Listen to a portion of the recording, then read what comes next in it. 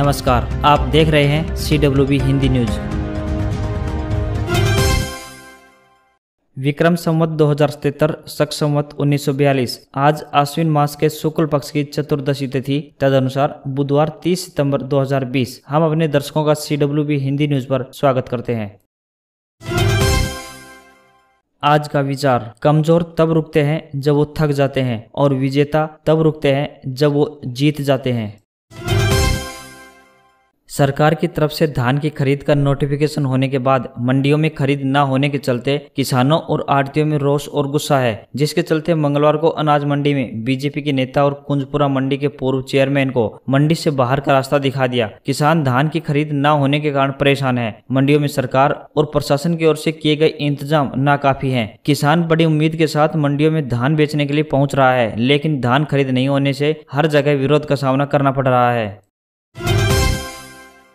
प्रदेश में अब धीरे धीरे कोविड-19 का कहर कम हो रहा है। मंगलवार को 2403 मरीज ठीक होकर घर लौटे हैं। इसके साथ ही प्रदेश का रिकवरी रेट बढ़कर 87.27% पर पहुंच गया है। वहीं 1562 नए मरीज सामने आए हैं। इसके साथ ही संक्रमितों की संख्या बढ़कर 1,26,974 पर पहुंच गई है। वहीं 25 लोगों ने कोरोना के चलते दम तोड़ दिया है और मरने वालों की संख्या भी बढ़कर 1390 पर पहुंच गई है।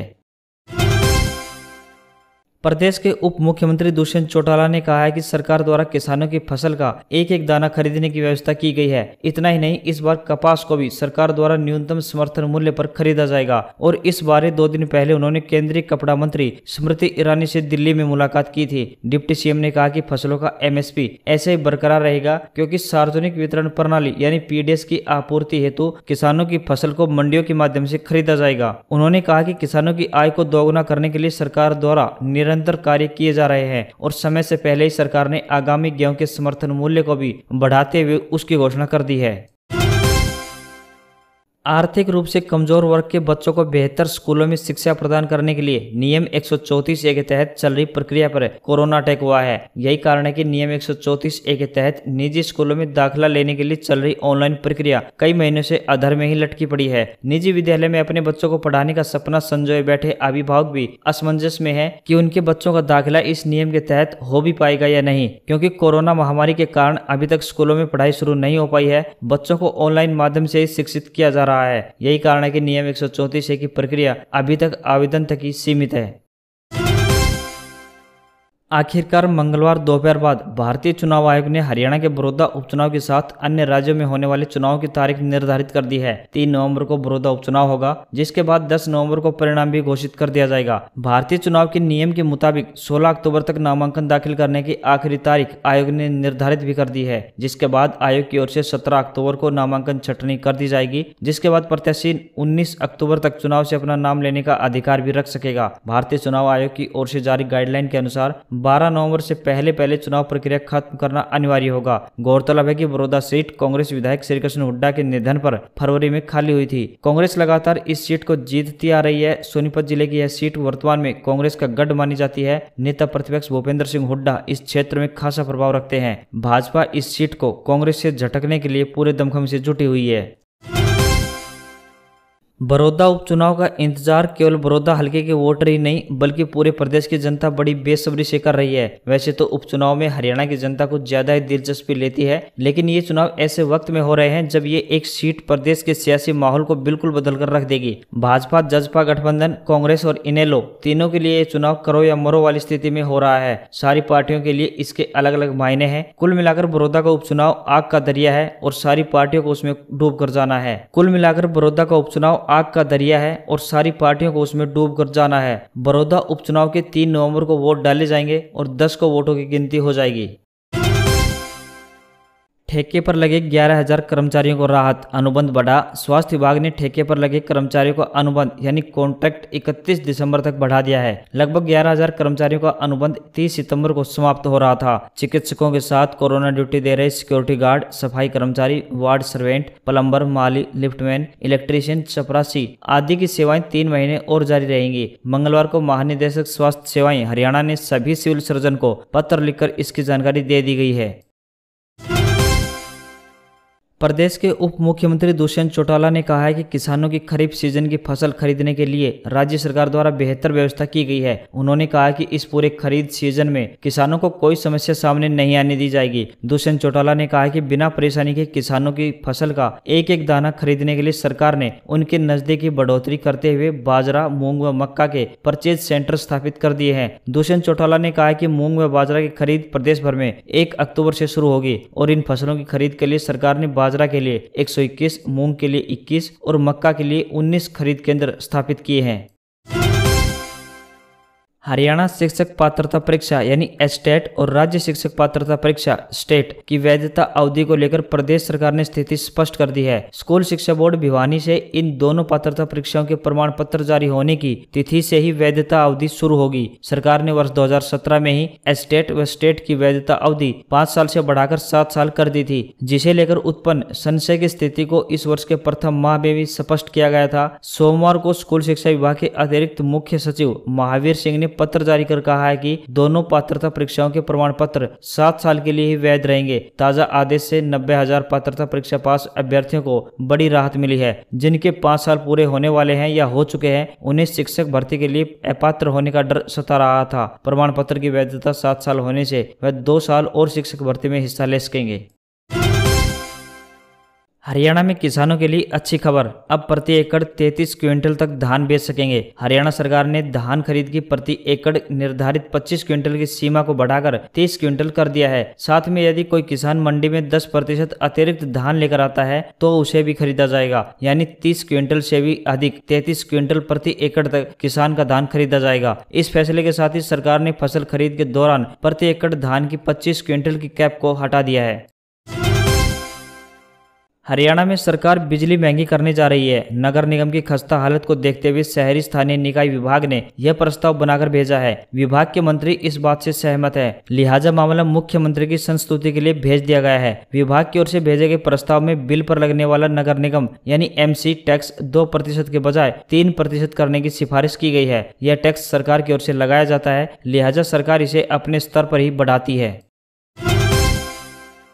बड़ा फैसला, नवरात्र में ई-टिकट से होंगे माता मनसा देवी के दर्शन। बोर्ड ने जारी किए दिशा निर्देश। अब की बार नवरात्र में श्री माता मनसा देवी श्राइन बोर्ड में मां के दर्शन ई-टिकट के माध्यम से ही हो सकेंगे। भंडारे की व्यवस्था नहीं की जाएगी, किसी प्रकार के झूले का प्रबंध भी नहीं किया जाएगा। इस संबंध में जिला उपायुक्त मुकेश कुमार आहूजा ने दिशा निर्देश जारी किए हैं। माता मनसा देवी श्राइन बोर्ड के अध्यक्ष मुकेश कुमार आहूजा ने बताया कि 17 से 25 अक्टूबर तक आश्विन नवरात्र का आयोजन किया जाएगा। इस दौरान श्रद्धालुओं को सिर्फ ई-टिकट के माध्यम से दर्शन करवाए जाएंगे। जर्मन एयरलाइन और DGCA के बीच विवाद। लुफ्तांसा एयरलाइन ने जर्मनी और भारत के बीच सभी फ्लाइट्स 30 सितंबर से 20 अक्टूबर तक कैंसिल की। जर्मन एयरलाइंस ने कहा स्पेशल फ्लाइट्स को सितंबर के अंत तक मंजूरी देने के लिए अप्लाई किया, लेकिन भारत सरकार ने नामंजूर किया। भारत ने जर्मनी समेत 13 देशों के साथ इंटरनेशनल फ्लाइट्स की आवाजाही के लिए एयर बबल समझौता किया है। विधानसभा उपचुनाव की तारीखों का ऐलान। मध्य प्रदेश में 28 सीटों पर 3 नवंबर को वोटिंग। बिहार के साथ 10 नवंबर को ही नतीजे आएंगे। 16 अक्टूबर तक नामांकन दाखिल होंगे। चुनाव आयोग ने मंगलवार को 56 विधानसभा सीटों और 1 लोकसभा सीट के लिए उपचुनाव की तारीखों का ऐलान कर दिया है। मध्य प्रदेश, छत्तीसगढ़, गुजरात और उत्तर प्रदेश समेत 10 राज्यों की 54 विधानसभा सीटों पर 3 नवंबर को मतदान होगा। वहीं बिहार की 1 लोकसभा सीट और मणिपुर की 2 विधानसभा सीटों पर 7 नवंबर को वोट डाले जाएंगे। सभी सीटों के नतीजे 10 नवंबर को आएंगे। गुजरात में हिली धरती। राजकोट में 4.1 तीव्रता के भूकंप के झटके। केंद्र धरती से 14.5 किलोमीटर नीचे। राजकोट पुलिस ने कहा भूकंप की वजह से किसी भी तरह के नुकसान की रिपोर्ट नहीं मिली है। भूकंप का एपिसेंटर गांधीनगर में स्थित था, जो कि जिले के उपलोटा शहर से 25 किलोमीटर पूर्व में स्थित था। IPL के 13वें सीजन के 11वें मैच में सनराइजर्स हैदराबाद ने दिल्ली कैपिटल्स को 15 रन से हरा दिया। टीम की इस सीजन में पहली जीत है। इससे पहले टीम को 2 मैच में हार मिली थी। मैच के हीरो सनराइजर्स के स्पिनर राशिद खान और तेज गेंदबाज भुवनेश्वर कुमार रहे। दोनों ने कुल 5 विकेट लेकर दिल्ली से जीत छीन ली। BSE सेंसेक्स 37,900 और निफ्टी 11,200 के स्तर पर बंद। मेटल और ऑटो शेयरों में रही खरीदारी। हिंडाल्को का शेयर 5% ऊपर। सोने की कीमतें 663 रुपये बढ़कर 51,367 रुपये प्रति 10 ग्राम तक पहुंची, तो वहीं चांदी 1,321 रुपये बढ़कर 61,919 रुपये प्रति किलोग्राम हुई।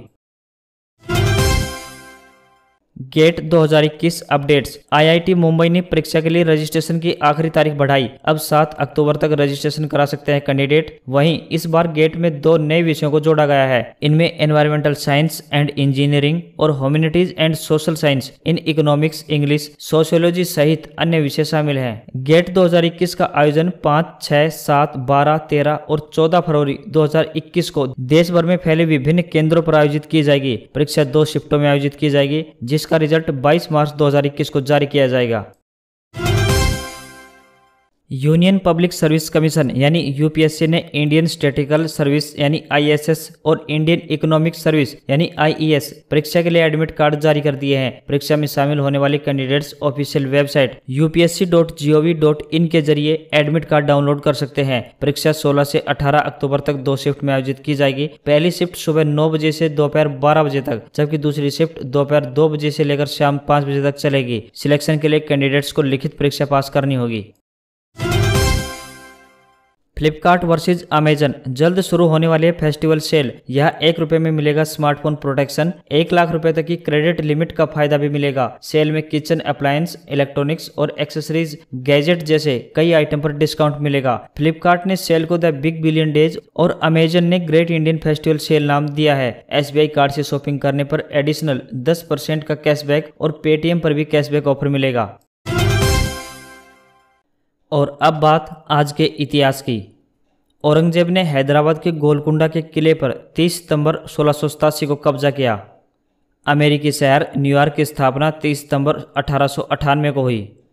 भारतीय फिल्मों के प्रसिद्ध निर्माता एवं निर्देशक ऋषिकेश मुखर्जी का जन्म 30 सितंबर 1922 को हुआ। ऑस्ट्रेलिया की विवादित एम्पायर डेरिल हेयर का जन्म 30 सितंबर 1952 को हुआ। भारतीय गायक शान का जन्म 30 सितंबर 1962 को हुआ। भारत की शॉटपुट एवं जेवलिन थ्रो की खिलाड़ी दीपा मलिक का जन्म 30 सितंबर 1970 में हुआ। और अंत में प्रख्यात पार्श्व गायक मन्ना डे को वर्ष 2007 प्रतिष्ठित दादा साहेब फाल्के पुरस्कार के लिए 30 सितंबर 2009 में चुना गया।